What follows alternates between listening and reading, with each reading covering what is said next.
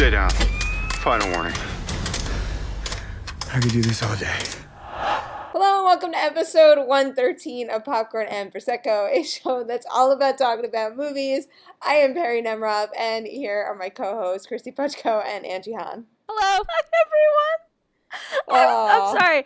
We shouldn't start over, but I just want to point out that Angie was making faces at me to try to get me to break. You both were making faces. Excuse me. I was looking I'm at taking both of you this making very faces. seriously. What is wrong with you? Be professional, Kristy. Oh, God, I'm the fucking Jimmy Fallon of this podcast. Do you know how much that sucks to realize? Well, today we have a very serious topic to talk about because it is a huge movie of the weekend, a huge movie of the year. We are going to devote our entire episode to Captain America Civil War.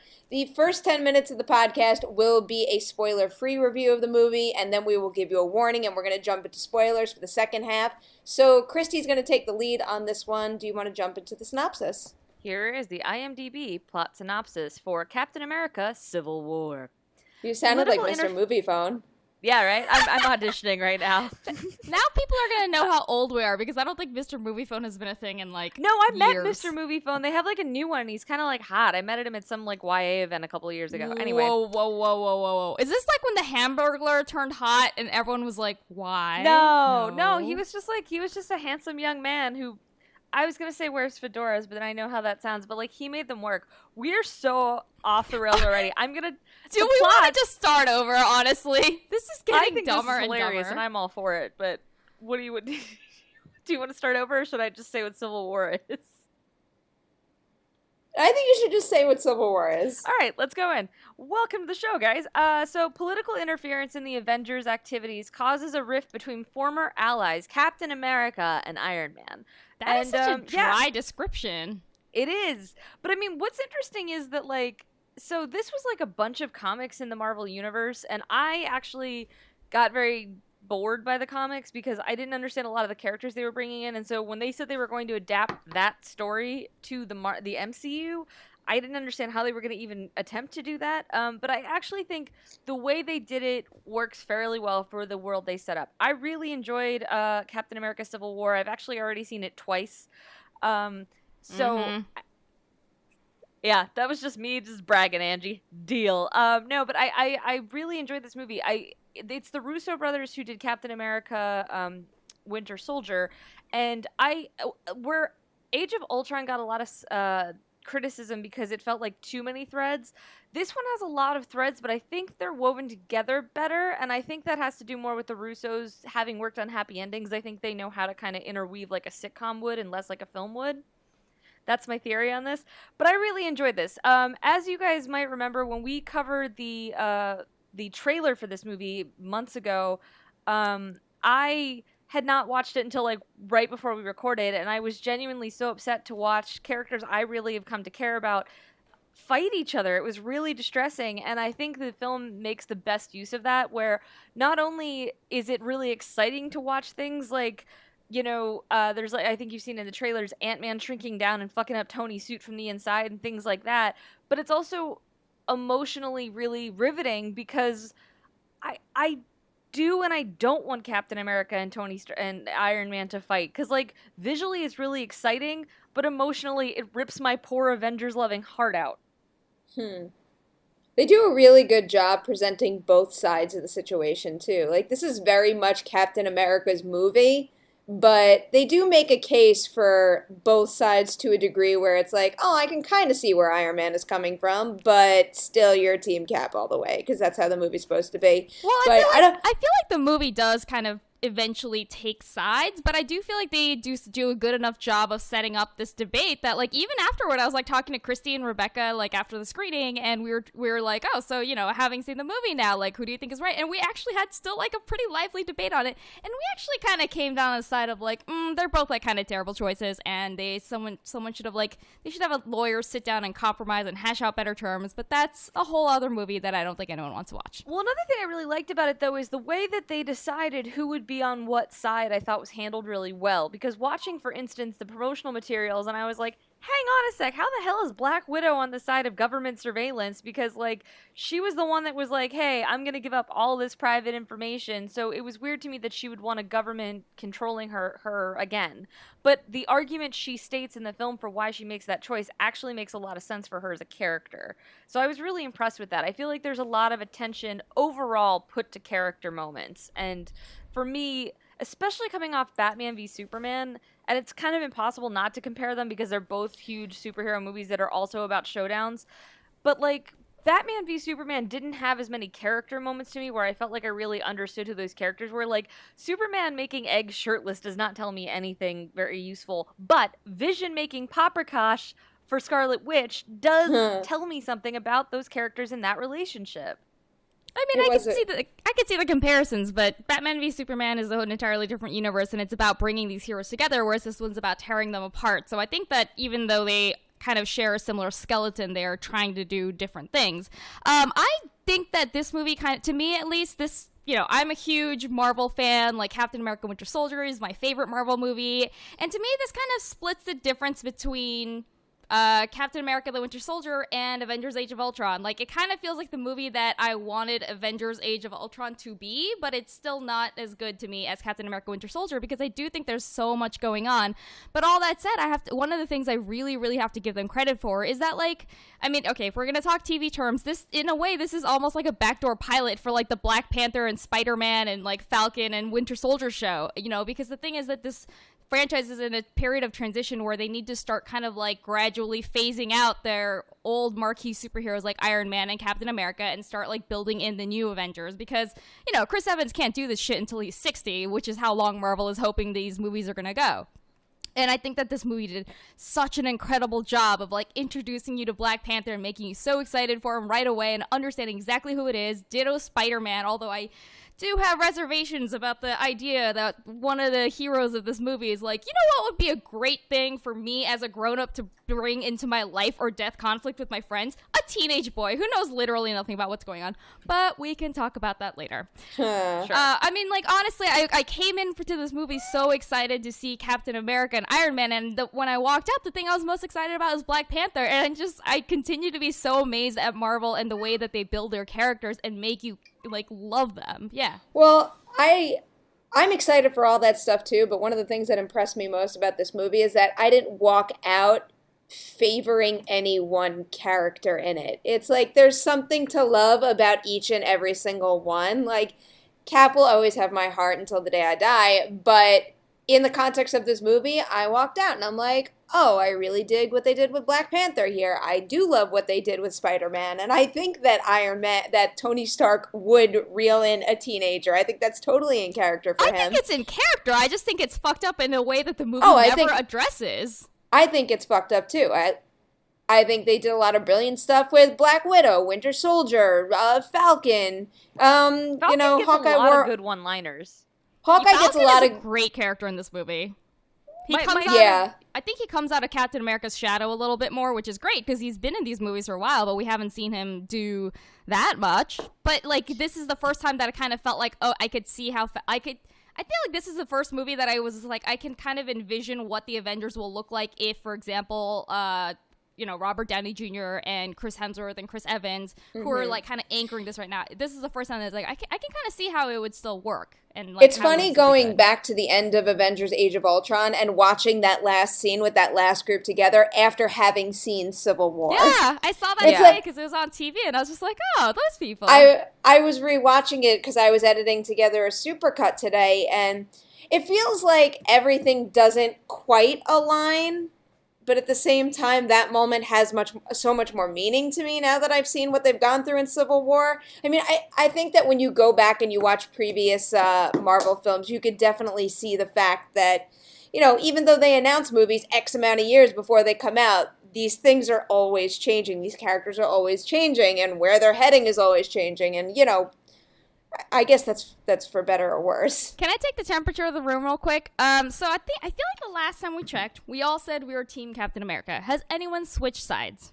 Nope.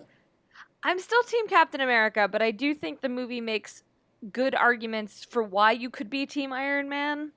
I feel like I am Team Captain America because I like Captain America, but in terms of like just the ideology, I think his ideology is fucking bonkers and insane. I don't think that Iron Man's side is that much better, but it seems crazy to me that Captain America's argument is, well, I'm a pretty good person and I don't need regulations, so we should just let people do whatever they want. I totally buy that argument. He's Captain America. He can do whatever the hell he wants. But I don't buy that is a good policy for dealing with any crazy superhero that comes along, because by that logic, Loki should be allowed to do whatever the fuck he wants. Well, Loki should be allowed to do whatever the fuck he wants. There's two ways to look at Cap's argument, which is essentially personal responsibility, where on one hand, he's saying, like, we should be in control of our powers and our choosing and how to use them, which sounds like a, women's health argument. Or conversely, if you think of them as one of the military guys references them as weapons, and they're like, you guys don't know where Hulk is, you don't know where Thor is. Like, if I lost 230 megaton whatevers, like, I'd be in trouble. And like, by comparing them to weapons, then it becomes like an NRA question. So I think it's a really interesting setup where they don't get too overtly political in the film about what these alliances are. And I honestly think it's purposely muddied like that. But I thought that it made it for a really interesting thing that I think you can walk away from. And like after the screening, we did have this conversation and say, like, if this were a real scenario, how would you back it? And at the end of the day, we came down to it would really depend on what Sokovian Accords say. Yeah, they don't go too into the nitty gritty because, like, nobody wants a Marvel movie to turn into C-SPAN. Batman v Superman spent a lot of time in a goddamn Capitol. You shut your mouth. I still like Batman v Superman. I will still defend that movie. I can like both. Okay, this is. I actually like that scene that takes place in the Capitol. Angie contains multitudes. We got it. Yeah, I'm like an onion. I have layers. But we should move into spoilers. So that we can just go all fully unhinged and talk about whatever we want. Briefly, for people who have not seen the movie, should they see the movie? Absolutely. Yes. I definitely agree. Where does this rank on your Marvel movie lists? I will say about, I want to back it up a little tiny bit. You should watch this movie if you like the Marvel movies. If you have not been following the Marvel movies, probably don't watch this movie. Oh, yeah. It's not going to make that much sense.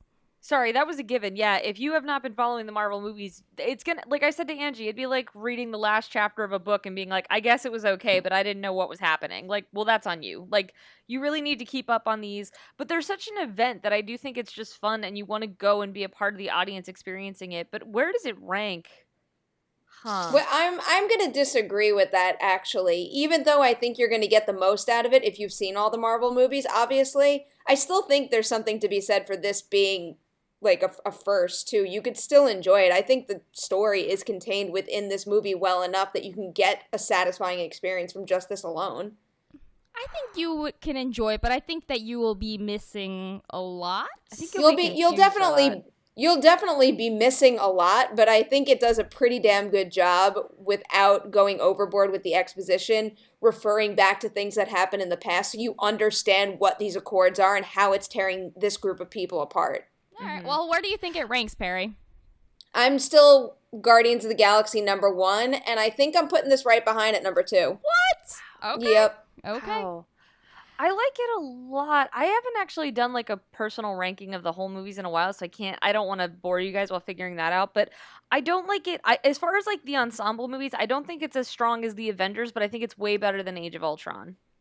I will agree with both of those. I think that this is, out of the 3 Captain America movies, probably my least favorite, which is, I still liked it a lot, so don't let that, I don't want that to sound like, oh, I didn't like this movie and I was horribly sad about it. But yeah, like, I guess I would put it in, like, the mid to mid-upper range, but it's definitely not one of, at least as of right now, after seeing it once, I don't consider it one of my favorite Marvel movies. I still can't tolerate bobblehead Steve Rogers, though. One will never come close to the top of my list for that reason alone. Well, let's dive into spoilers. You like Chappie, okay? So, yeah. That's going to be the comeback. We're getting real up in seriously. Here. Oh, well, you like Batman v Superman, so there. We need Kristy to have, like, an unpopular opinion that we can just, like, throw in her face. But we should move into the spoiler section, so. Okay, yeah. So here's your warning. Spoiler warning for Captain America Civil War. If you haven't seen the movie yet, you might want to turn this off for now and then come back and listen to this chat later. So spoilers for Captain America Civil War. Who wants to go first? I want to start off with one of my favorite surprise things from this was the fun chemistry / conflict between Bucky and Falcon. Because of course they are frenemies because they're both friends with Steve, but they also kind of sort of hate each other. And Well, I they have love no all of reason that. to like each other at all. I thought that was great. My favorite, I think, and like that sounds so weird to say this is my favorite moment, but like when I was talking before about what I like so much about the way Marvel does their superhero movies is they always try to keep in perspective that these are people. And so you always get this little bit of lightness or comedy that reminds you that these are people. And in this one, for me, the biggest moment like that was when Bucky asks Falcon to move his seat up in the VW Bug and he won't. And so then you just see this huge burly guy have to kind of readjust in the back seat to get comfortable. And I just thought that was so honest and funny and like not hokey. I just really thought it was great. I just want to point out that is a situation where someone was like, Steve, we need to go incognito. Pick a car where you're not going to be noticed. And he was like, you know what would make sense for 3 6-feet-tall men? A Volkswagen Beetle. And not That's even one of also- the new ones, like a really That's old-timey also a one. moment like what we've been talking about. We brought it up on a couple episodes of the show where we would just want a movie of the superheroes kind of just chilling. Like, what do they do in their everyday Absolutely. life? Like, And- that's totally an issue that they would deal with if they brought their shit into one car. And honestly, though, but that's actually one thing that I mean, it's not the movie's fault that I wanted something and the movie didn't give it to me, but one thing that I wish it had less action and more moments like that. Like, it still had a good number of those, but there's a lot of action in this, and it's really long, and if you love the action, then it's great, but The I also action didn't in this love the way it movie was shot. is... The action in this movie, though, really? Oh my God, that's exactly the opposite of what have I been saying. Perry. I thought I the think action was it. outstanding. I think this action is some of the best movie action I've seen in a really long it's time. well It is just choreographed. it's well choreographed, it's well shot, it's visceral, it's detailed, and it's so perfectly paired with all the sound design that every single time someone lands a punch, it almost knocked the wind out of me. To the point where there's the helicopter scene. Both times I've seen this, I ducked during the helicopter scene, even though I've seen it only in 2D. Like, that was so visceral to me that when the blades come at the screen, I was just like, oh, God. The best special effect in that scene is when they make Chris Evans, like, adjust his arm so that you can see his, like, biceps bulging a little bit better. I have I no do feel like the problem with Russos that. were like, we need to replace the cap-ass gif. And so they were like, we need to come up with a new way to objectify Chris Evans. And I think they did. That's hilarious. I hope so. Hey, no one's shirtless in this movie. I just realized. No one what? No one How goes dare shirtless in this movie. It's like the first Marvel movie where no one's shirtless. No. Yes. Is Bucky ever shirtless? Maybe him. Oh, maybe Bucky is shirtless. I feel like, yeah, he's shirtless. He's the shirtless in the mid-credit scene. Ah, right. Okay, Huh. but actually, speaking of Bucky, one of the things that I want to talk about is, so the trailers are kind of selling this as an ideological difference between, like, there's Captain America and there's Iron Man and it's security and freedom and whatnot. But, like, the other thing that really, really drives them apart and makes this conflict so personal is that they're not just arguing over ideas. Bucky kind of also becomes, like, the thing that, like, the villain purposely brings Bucky into play so that he can start pushing these two characters apart, and it feels intensely personal, and that is, again, one of the things Marvel has always done well, is, I feel like they're at their best when their conflicts feel really personal, and it's why a lot of their villains haven't worked, is because so many of the villains kind of are just like, I just want to take over the world, because, I don't know, I'm a bad guy. But, like, in this one, it really works because you see that Captain America and Iron Man have a conflict where it means a lot to both of them for very different reasons. And they're also dealing I with also the think consequences Sebastian of their Stan did a actions. great job as Bucky. Sorry, go on. Mm-hmm. So, yeah, no, that's true. He's, but it's also them dealing with the consequences of their actions in different ways. And I think it's also interesting because you see Captain America, who does not take the death toll that they've caused lightly, but he's a soldier. So I feel like he's coming at it from a different angle that Tony is. And I thought that was a really interesting conversation for them to have. Where, like, there's one part where he's talking to Scarlet Witch and saying, like, basically, like, look, we save as many people as we can, and if you start being worried about the people we can't save, then maybe you don't go out and you don't save anybody. And I thought that was a good counter argument to what Tony was saying, which is like, basically Tony being really upset because realizing that that they're flawed, and I get that, but it's like, anyway, I really like the arguments in those conversations because it allows you to engage with these films on an intellectual level and not just a like, this is fucking rad level. It's a Scarlet great Witch's argument. character really helps that argument too, because she's kind of like the newcomer and someone who hasn't had all the experience that Cap and Iron Man have, and she's thrust into the situation and she screws up, and then it's kind of like, holy shit, how do you assess that? And you kind of see someone assessing it as though they are kind of, young and immature, and how do you handle that while still, addressing the ramifications of what she did as an adult, and then pairing that with Vision and his whole mentality. I really loved how all of that wove together, and I might have a slight crush on Vision.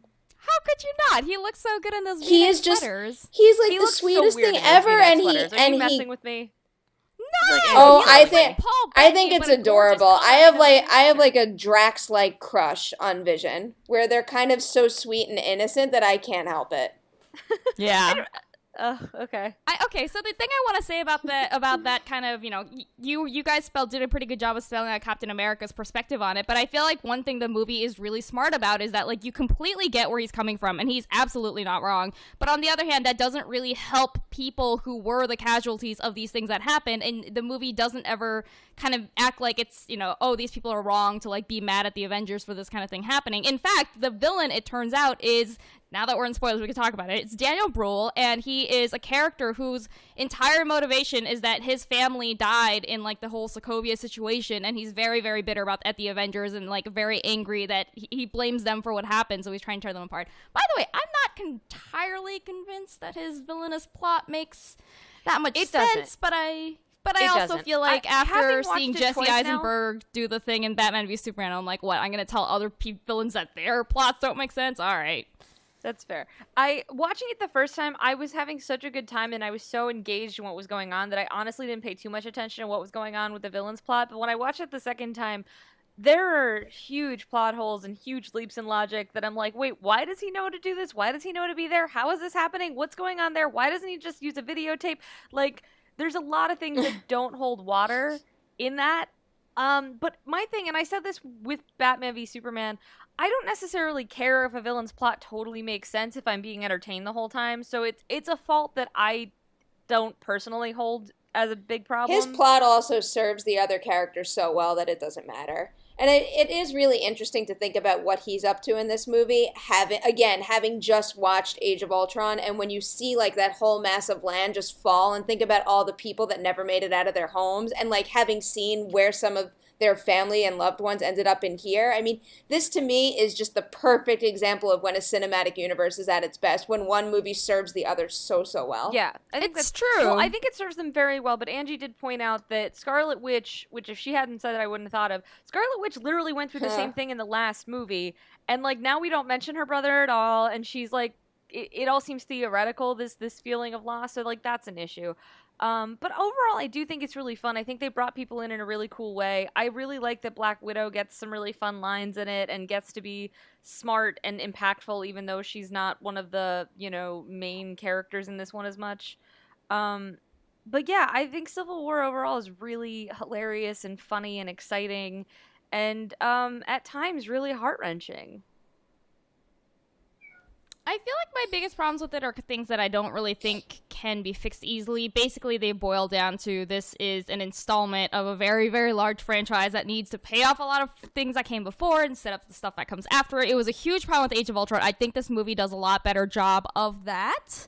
I wish it was a little bit more smaller and self-contained, but, that's just me. Overall, I think I had a really good time, and I think that this movie does actually genuinely move even the characters we know in new directions, and that's pretty exciting. I'm gonna kind of highlight what you said, that it could have done a little better, and I think this movie does an absolutely brilliant job of connecting all of these characters over an issue that to me felt very small and personal, something that I could really wrap my head around while still affecting the world on a really big scale. I mean, this to me is what Age of Ultron kind of should have been. Yeah. Yes, agree. Yeah. I think that's true. And guys, I'm really happily delighted that I really liked Peter Parker in this. Based on the trailer, I was not expecting much. The only thing I will say about Spider-Man in this, and I said this about the trailer when it first came out, is that I don't like the digital effect on his costume. It looks exactly like it does in the trailer, in the final feature. I thought maybe it was just unfinished. Something about the eyes in particular, that they move like that, feels wrong and cartoonish to me. Well, I think once it becomes clear that Tony made the suit, I can let that go because I can believe that he can, assert something that would affect that way. I don't know. That's one thing that's going to need a lot of selling for me. To me, I can see it being an issue in the standalone Spider-Man film if it continued, but in this, you see it so briefly, and he's usually in motion. I don't know. I honestly just didn't really think about it at all. I think that what's important is that Tom Holland is great casting, and they seem to have a really good beat on who this character is and how he fits in this universe. And it's not a fucking origin story. Oh my god! Yeah. Hallelujah. Yeah. Yeah, and he actually looks like a teenager, and he actually talks and how refreshing is that? He was very, but it's almost worse because again, then I'm like, oh, Tony, man old enough to be this boy's father, just gonna drag this kid into your life and death conflict with other. But I totally believe people. Tony would do that. I totally believe that.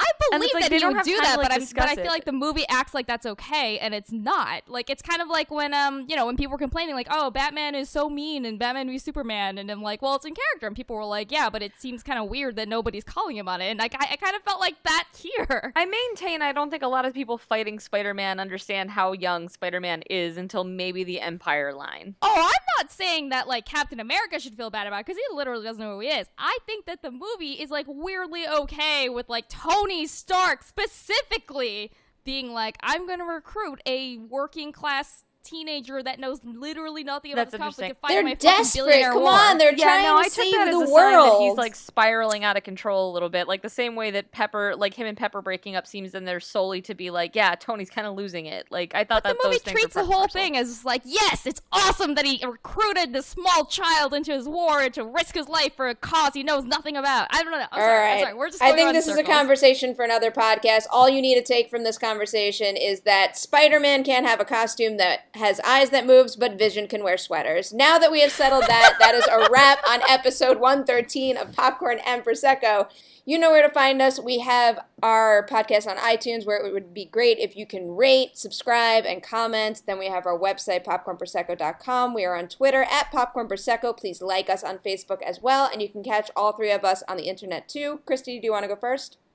Yeah, I write all over the web, but you can find my career highlights at decadentcriminals.com, and I can be found on Twitter at Kristy Puchko. That's KristyPuchko. Angie? You can find me on Twitter at AJHAN, and I write for /film.com. And you can catch me on Collider.com, and my Twitter handle is P. Nemiroff. So thank you guys so much for listening, and we'll see you next week. We try to save as many people as we can. Sometimes that doesn't mean everybody.